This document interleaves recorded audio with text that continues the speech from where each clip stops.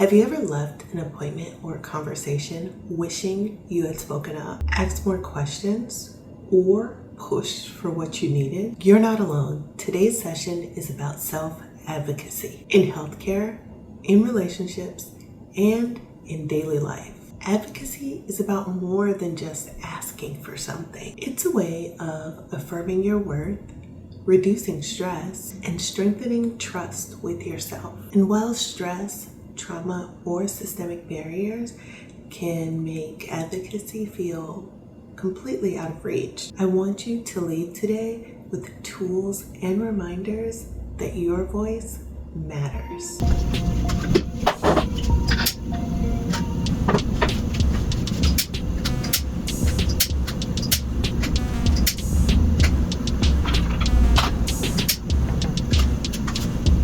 Let's start with the why. Self-advocacy really means standing up for your needs, your values, and your goals. In healthcare, it means asking questions, making decisions with your provider, and making sure your concerns are heard. In daily life, it's setting boundaries, saying no, or asking for help. There's been an abundance of research that backs this and shows that self-advocacy matters. The science shows that it matters. Studies in patient education and counseling found that patients who feel empowered in their care report better health outcomes and greater satisfaction. Research in health expectations also shows that when patients are active participants, they experience less anxiety and more adherence to treatment. Basically, when you're part of the process, when you're able to advocate for yourself, you feel like you get a better outcome or you get a better outcome. Advocacy is healing in itself because it shifts us from passive to active, from things are happening to me to I'm shaping my care and my life. Basically, you're holding the reins. And this sense of agency is linked to lower stress and higher resilience. Here's a real challenge. Knowing why advocacy matters doesn't actually make it easier for you to advocate for yourself. And stress makes it harder. It almost feels like these things are battling against each other because you typically need to advocate for yourself even more in higher stress situations. So how do you navigate this in order to feel like you were able to communicate your needs, values, wants, whatever it is, despite the level of stress you may experience? When you're under stress, your body activates your fight, flight, or freeze system. Cortisol rises, and your heart rate rises. And your prefrontal cortex, the part of your brain responsible for decision making and language, goes partially offline. That's why in the moment, the words can get stuck in your throat. But there are some science-backed strategies to help you reset in these moments. Before we even dive into those, one of the easiest ones, and this applies to multiple situations, is just to pause. Give whatever is happening some breathing room so that your brain and you can catch up with what's going on. Outside of that, here's some science-backed examples we're trying. The first one is box breathing. So what you want to do is inhale for 4 and exhale for 4. Inhale for 4 and exhale for 4. Box breathing has been shown to lower stress hormones. So if you feel yourself getting stressed in the moment and you're pausing, this would be a great thing to do while you're pausing before moving forward.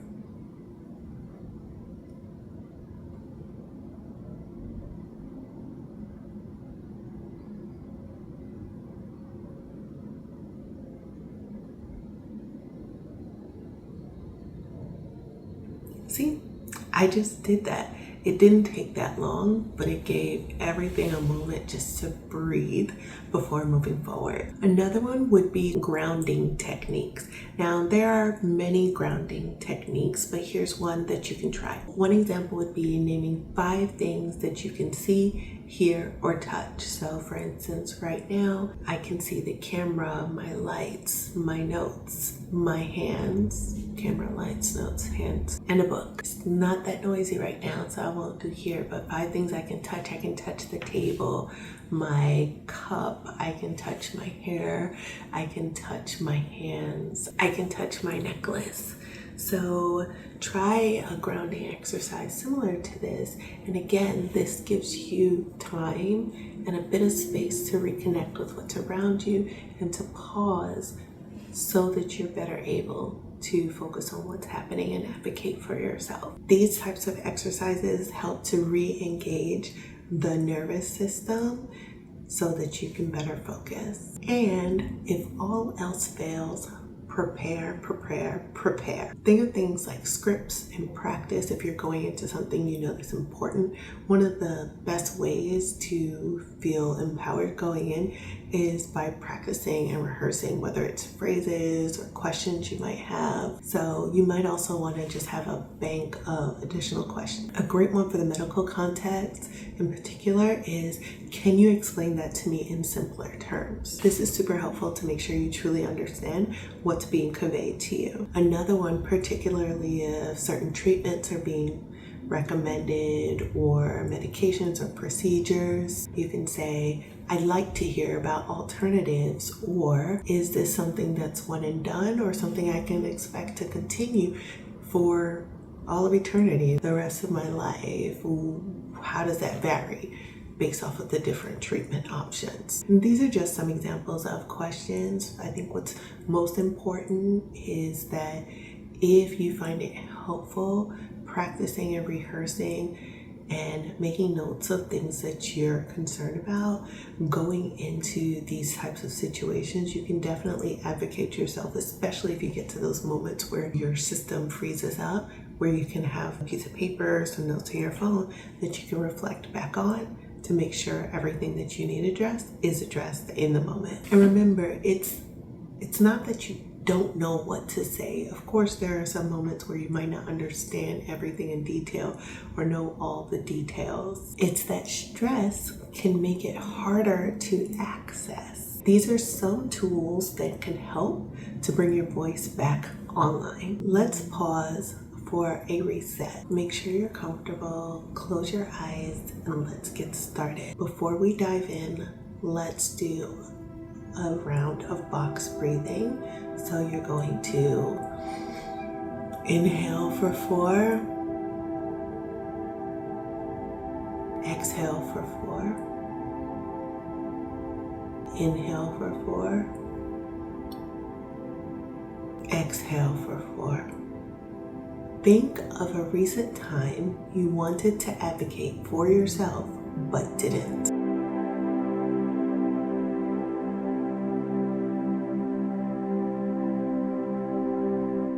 What got in the way? Was it stress? Fear? Lack of clarity?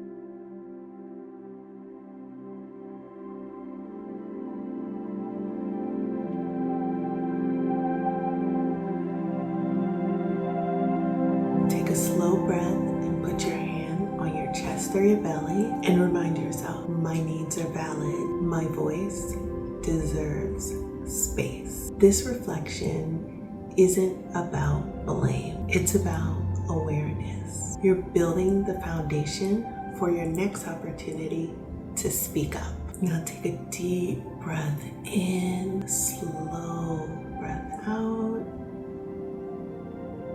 and open your eyes. We talked a lot about why it's important to advocate for yourself, what might be getting in the way of advocating for yourself, but what's really at stake if you don't advocate for yourself? In healthcare, unspoken needs can lead to misdiagnosis, under treatment, or just feeling completely invisible. A study in the Journal of General Internal Medicine found that when patients' concerns weren't voiced or addressed, satisfaction and outcomes declined. But outside of a healthcare setting, even in life, silence takes a toll. Boundaries blur, resentment builds, and stress compounds. And biologically, suppressing your voice means carrying unresolved stress. The American Psychological Association notes that chronic stress contributes to cardiovascular disease,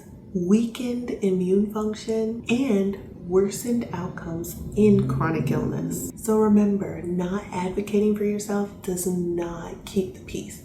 It just keeps the stress inside. One thing I would say is it is natural and perfectly normal to feel overwhelmed when you have to do a certain level of self-advocacy in situations that may already be stressful. And it's important to note that you don't have to do advocacy alone. And in many situations, it would be great, not even just it would be great, if it's possible, you shouldn't do it alone. Here are some ways you can get support so that you're not alone, particularly for those big moments where you need help with advocacy. So one way is through community care, and this can look different.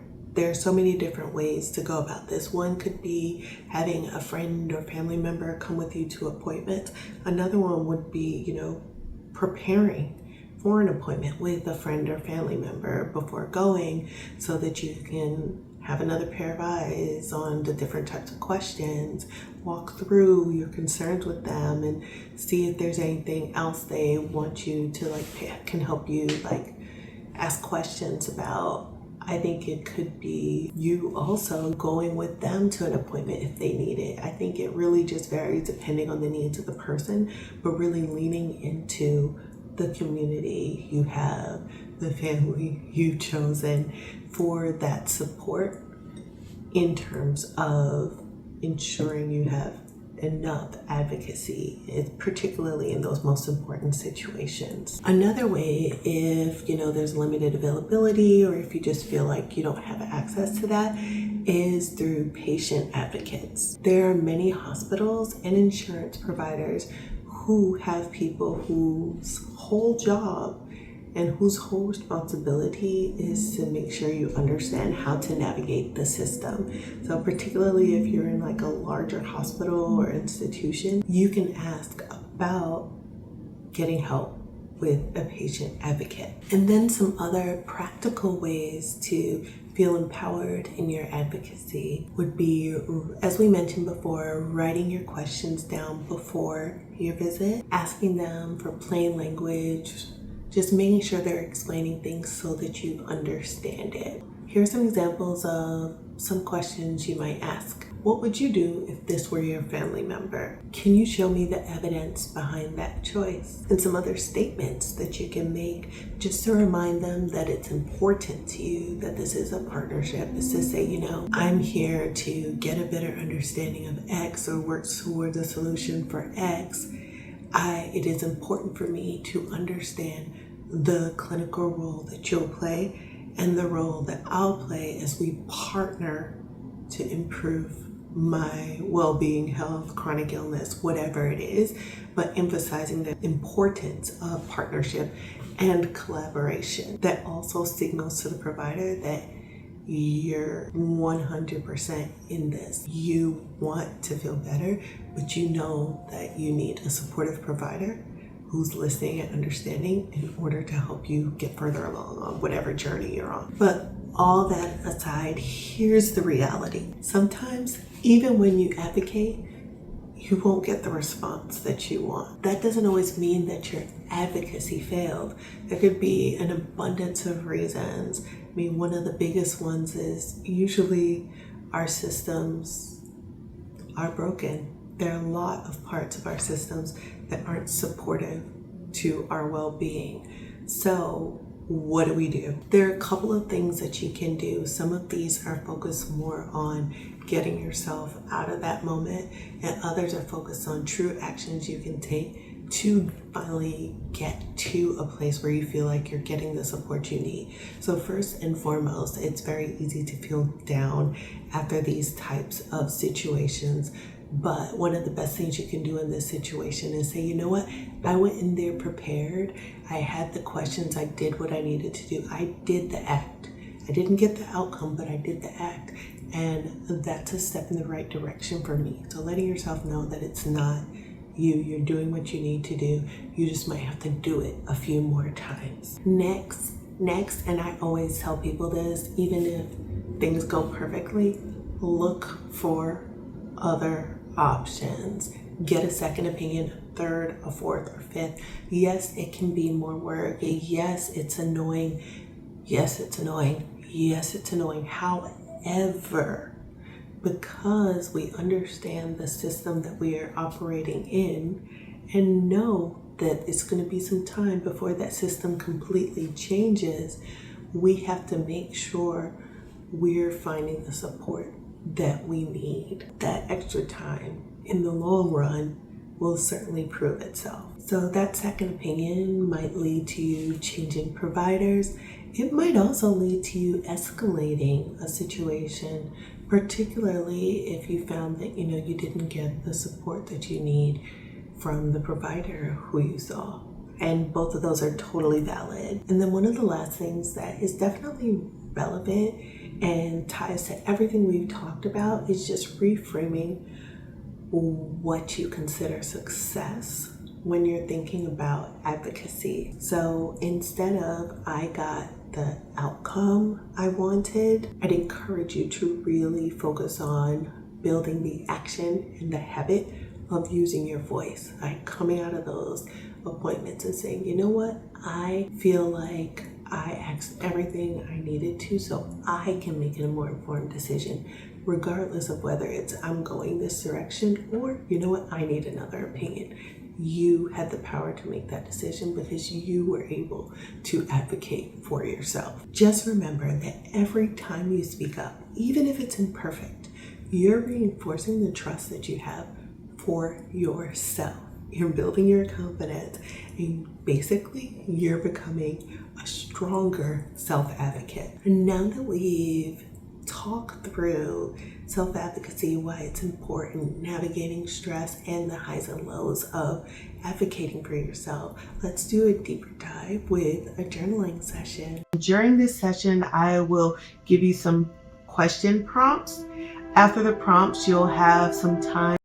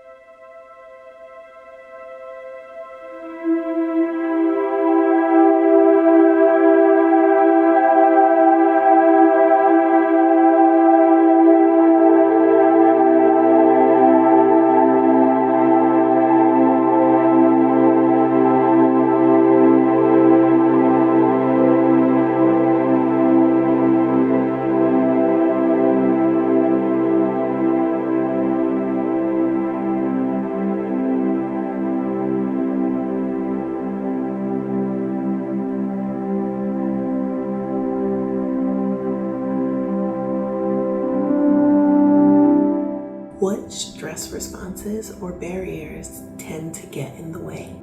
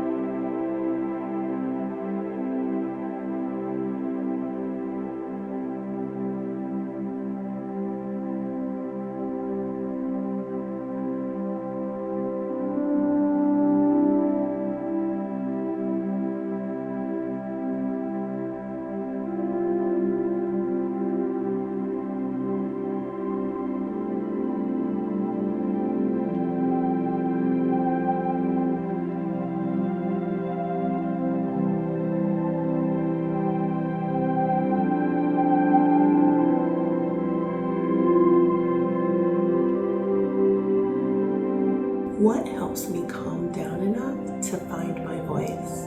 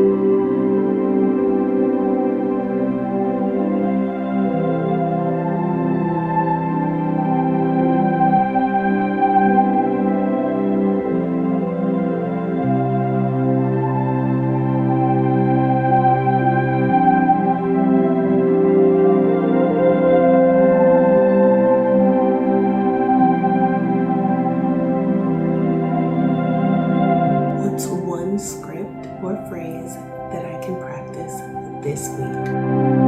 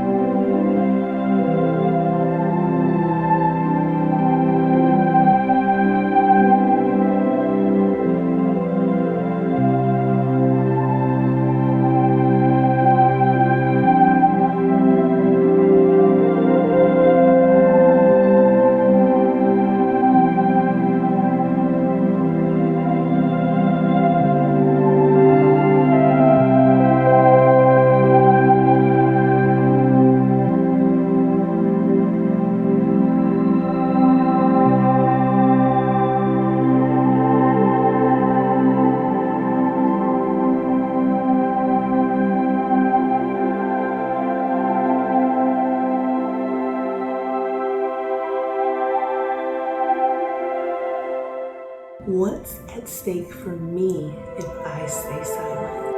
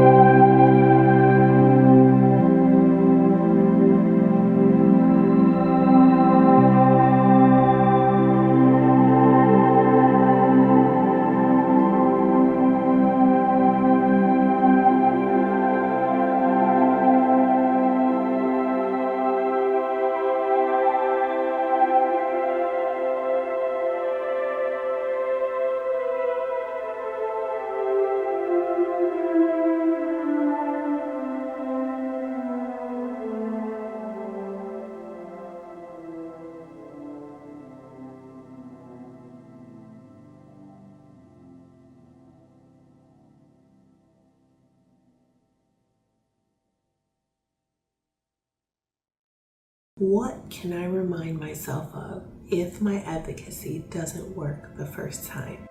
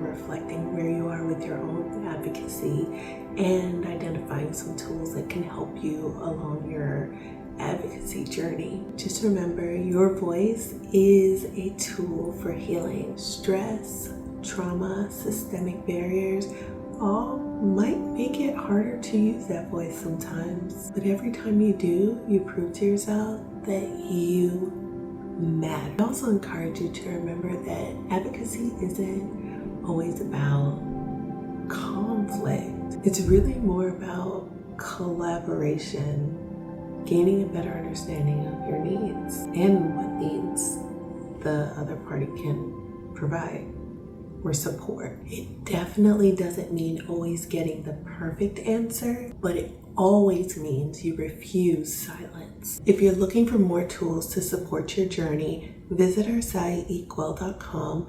In the advocacy section, you'll find a few tools we've already created. We're going to continue building on this. So if there's anything you'd like to see and get some help or coaching with, leave a comment and we'll be sure to take that into consideration as we continue to build out this tool and resource bank. There you'll find scripts, guides, and resources designed to help you speak up and get the care you deserve. If you're a Bloom Plus member, don't forget to log on to our site where you can download the session worksheet and the next step toolkit. As always, thank you for joining us today. I'll see you in the next session. Until then, keep coming back.